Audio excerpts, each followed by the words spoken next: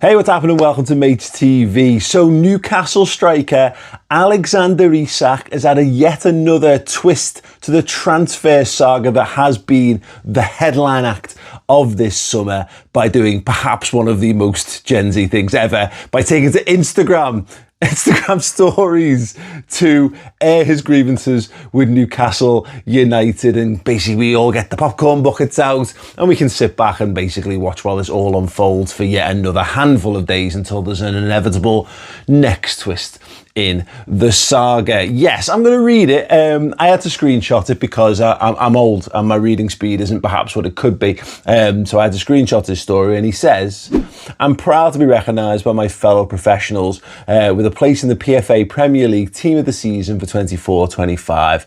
I want to thank his teammates and everyone at Newcastle, yada, yada, yada, get to the good stuff." He said, well, he wasn't at the ceremony. Why? "I've kept quiet for a long time while others have spoken.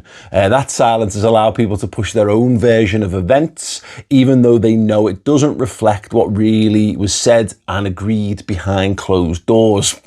Popcorn. The reality is that promises were made and the club has known my position for a long time. To now act as if these issues are only emerging is misleading. When promises are broken and trust is lost, the relationship can't continue. That's where things are for me right now, and why change is in the best interests of everyone, not just myself. Space, Alexander Isak. Yes. Oh, it's got a real whiff of Facebook relationship drama, this, hasn't it? Yeah, we've all got that single friend, single parent who is just like, this is what my Facebook feed is for. This is what my stories is for basically serving you inspirational quotes that very, very closely mirror the situation that I found myself in. And also a platform for people to go, are you all right? Are you okay? Do you want to have a chat about it off here? Or do you want to chat about it on here so the whole world can see? Yeah. I have a big question. It is one I don't think that's been asked anywhere else in the aftermath of this. I haven't seen this on Sky Sports or TNT or any of the media coverage from The Athletic or the Liverpool Echo or, on social media, even over on Redmen. I don't think anyone's asked this question yet. And the question is as follows. Are we taking this all a little bit too seriously? Discuss. Look, I'm going to discuss it further in a second. I just want to draw your attention to something before I do. You will hopefully know by now that I've launched the Substack, which is the home of basically the hub of now every bit of the content that I'm doing on Mates TV.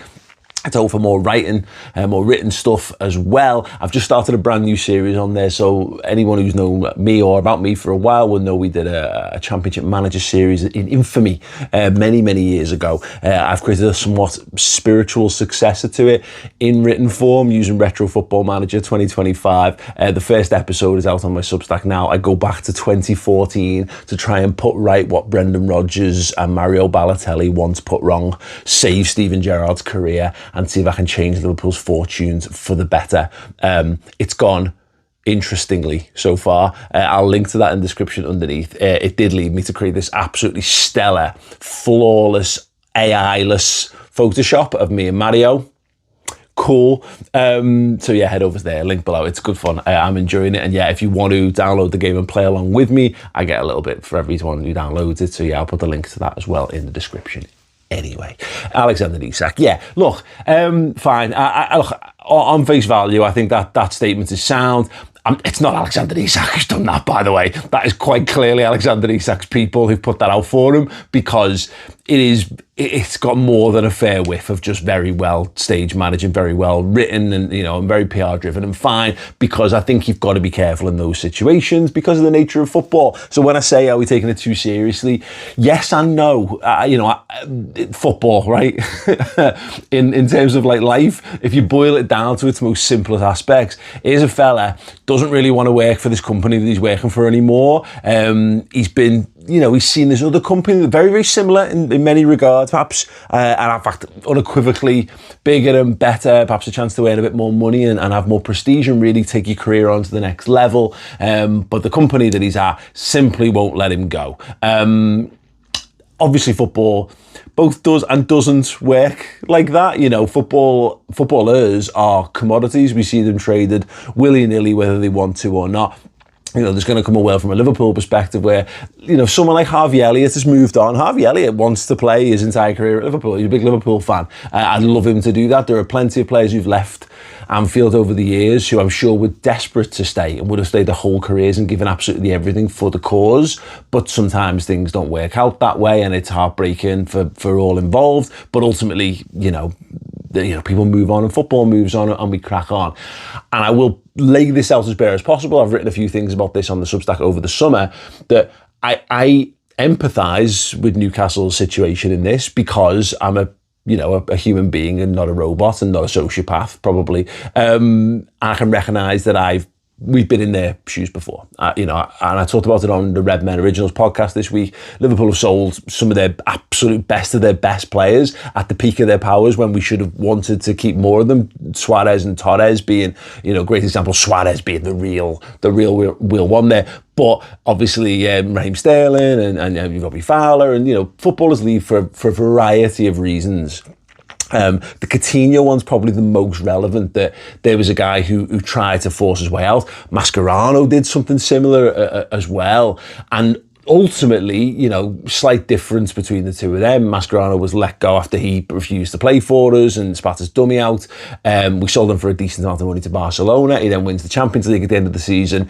Thanks, Liverpool fans, and all's forgiven. Cool. Felipe Coutinho feigned a back injury, and Liverpool dug in. And it's funny how that was kind of presented at the time. Was what we've learned, I think, in the fullness of time, is that Jurgen Klopp was like, fine, look, I don't want someone who doesn't want to play for me to be around, sell him. Whereas FSG were like, absolutely not, because we're trying to build ourselves into the market. We're trying to rise up the football food chain in terms of transfers, and actually just to be immediately bullied into submission by Barcelona does not do us any favours. So actually we're going to stand our ground on this. And so in that side of things, I can totally appreciate why Newcastle might wish to do that. However, and it's something that's easy to say now because we've seen the success that Liverpool have had since selling Felipe Coutinho. They've been the most competitive football club in English football that isn't Manchester City, or therefore the only football club in English football that's been genuinely competitive over that time without having 115 to 113 charges hanging over their heads. There, I said it. Newcastle, on the other hand, look like an absolute basket case of a football club. Who's got their hand on the wheel there? If you're telling me that's, that was Paul Mitchell, and a really well put in place structure from director of football all up to sort of the board level and then down to Eddie Howe and coaching staff and the players, and you say, well, look, they've got some brilliant joined up thinking going on here, and they've got a long-term goal and a long-term mission. Somebody's in charge, and they have made this big decision, and for really in-depth, well-considered reasons. I'd be like, okay, well played, Newcastle, by like coming out and saying now there's no chance that he's leaving. Fair play, because you've got to respect it. They've got a stance, they've got a mission plan in place. Ultimately, as their player, they can do whatever they want to do with it. However, that is quite clearly not the case at Newcastle. So what you might be edging towards is just egos. It's people going nah for nah's sake, which. I think if I was a Newcastle fan, I like the whole John Henry thing when they said, what are they smoking over at the Emirates, when they put a 40 million and a quid bid for Suarez. Do love a little bit of that. But at the same time, this is why fans don't make decisions at football clubs, and as much as we all want it to happen, and I'm a big believer in fan representation at board level of your football clubs, definitely, there does come a point at which you have to let people who are absolutely tried and tested professionals to do their job. And ultimately, I just don't think that that's what Newcastle are doing, because there are wider repercussions around what they're doing. It's very public, and I think, yes, Alexander Isak's name is being dragged through the mud, and I think this Instagram story statements, people used to do press conferences, people used to come out and do stuff, people used to get on the phone, so millennial / Gen Z, it's beautiful in its execution. But yeah, look, Alex Isak is being painted as the bad guy, cool, and I'm sure in Newcastle fans' eyes, therefore, Isak bad guy, Liverpool bad guy, Newcastle good guys. Cool, man. Can I recommend, if you're looking for good guys and bad guys in your sports entertainment, maybe you should lean more into the entertainment than the sport and start watching wrestling, because they live for that. They live for good guys and bad guys. They make it very, very clear who you're supposed to root for. In this reality, there isn't really that case, is there? There's someone maybe being a bit of a prick. Maybe Isak is being a bit of a prick. Maybe he is. I don't know. Maybe he is. But I don't know, man. Like, football careers are short. And as I say, I can empathise with the Newcastle side of it because I've seen it happen and it annoyed the life out of me at the time in countless iterations of that happening to us. But at the end of the day, shrug, man, because your football team's going to go on. They're going to get money and then they're going to crack on. This is not like him robbing them blind. You know, this is not like he's just going to jump on the coach home after the Liverpool-Newcastle game next week and say, I play for Liverpool now, mate. And Liverpool go, well, possession's 9/10 of the law. That's like finding a stray dog and, you know, you feed him a bit and he stays with you. And then the owners come knocking around. You're like, actually, you know, Fido is now called Percy and he lives under our stairs now and he loves us and he doesn't love you. That is not what's happening here. Alexander Isak is, you know, potentially they're going to move for, and Liverpool, by all accounts, prepared to make him the British transfer record. That's like, and they can go, well, we value him at 150. Cool, man. Cool. I value myself at 500 billion. Is anyone going to pay it? No. But if someone wants to pay, you know, above what my asking price was, then yeah, fair. Absolutely fair. It's the baffling thing about the whole situation. And I get it, I do. Newcastle have catastrophically thus far failed to sell the project of their football club to incoming talent. They have missed player after player after player, and some might argue that's just because they set their sights too high. Now, listen, God loves a trier, and there's plenty of examples in life where you fake it to make it, and you can get into all kinds of amazing situations that you probably don't deserve to be in. We've all probably had that night on the pub where we've come home with someone that we think was well above our class, just because, you know what, we were feeling ourselves that night and we went for it, and it came up trumps for us. Those are nights of legend. They are not the things that happen each and every week. We've all got our place in the pecking order. I might recommend that, like, maybe the Newcastle hierarchy watches The Lion King and the bit about like how lions are the top of the food chain and all the light touches. And I'm not saying that's necessarily Liverpool, but Liverpool are closer to that. Liverpool are the reigning Premier League champions. Liverpool are amongst the clutch of favourites to win the Champions League. Liverpool have got world-class stars, you know, and the experience of all that stuff. It's there. You can see what the Liverpool project is. And again, we've been there previously. When Liverpool in 17-18, you know, we had to go through the qualifying round to get into the Champions League. Mario Goetze, and we basically couldn't be convinced without knowing that we were in the Champions League. It led to Jurgen Klopp famously saying he wanted people who wanted to push the train rather than to jump on the train. These are all factors, and I'm not unsympathetic to that, you know, from a Newcastle fan perspective. Brilliant fan base, and it hurts when you find out that a footballer doesn't want to play for, and it hurts even more, and this is football in general, by the way, because we've all got that, we're by far the greatest team the world's ever seen, and it's really annoying when you find out that there are other teams that sing that, and moreover ones that are more likely to win silverware than you. I would love nothing more than to have every club that sings that song, a collection of all of us, all meet up a bit like Anchorman and the fight scene, and everyone meets, and all of a sudden you're looking around and there's like Gillingham fans singing it, and they just go, oh wow. This is a revelatory moment for me. We really are the greatest team. You sing that too. Oh, well, yeah, that makes much more sense. Yeah. Oh, fair. Yeah, fair. Am I being dismissive of it? Yes, I really am. Because again, are we taking this all too seriously? Fucking hell, yes. Because let's boil it down, and I've covered most of these points, but ultimately, Alexander Isak is an absolutely brilliant footballer. He's been absolutely brilliant for Newcastle. They've had some good times out of him. He's helped them win a first piece of silverware, and God knows how long, giving them an absolutely amazing moment for it. And he wants to move on. Look, I've just watched, like, Trent Alexander-Arnold, a supposed boyhood Liverpool fan, supposedly literally a boyhood Liverpool fan, win everything with Liverpool and then just decide to leave on a free transfer for someone who is loath as I am to say it, desperate as I am for Liverpool to usurp them, Real Madrid still sit above the pecking order, still sit higher in the food chain of transfers than Liverpool do. And that's something that you have to reconcile. It's annoying, you know, and even more so when Liverpool won the league. Liverpool are going to be competitive. Liverpool are going to be a team that could legitimately come up against Real Madrid next season and beat them, and you know, win another European Cup.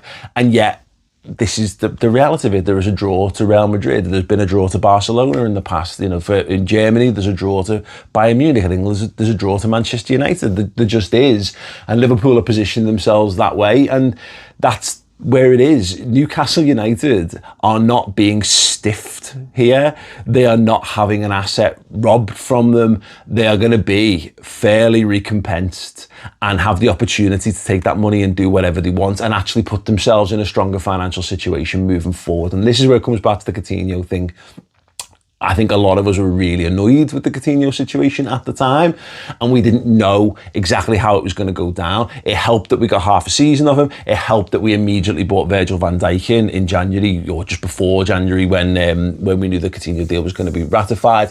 And then ultimately Liverpool bought Alisson and went on and really kicked on a season. They really did. You know, we ended that season in the Champions League final. The next season we won the European Cup. The season after that we won the league.